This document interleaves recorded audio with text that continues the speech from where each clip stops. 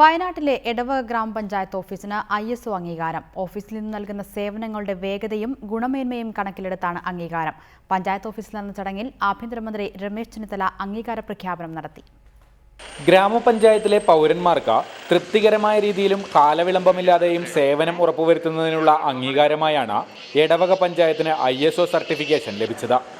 ഏതാണ്ട് ഒരു വർഷം നീണ്ടുനിന്ന നടപടിക്രമങ്ങൾക്ക് ശേഷമാണ് പഞ്ചായത്തിന് ISO അംഗീകാരം കിട്ടിയത്. 1962 സ്ഥാപിതമായതു മുതലുള്ള രേഖകൾ ക്രമത്തിലാക്കി റെക്കോർഡ് റൂം ഒരുക്കാനാണ് ഏറ്റവും കൂടുതൽ സമയമെടുത്തത്.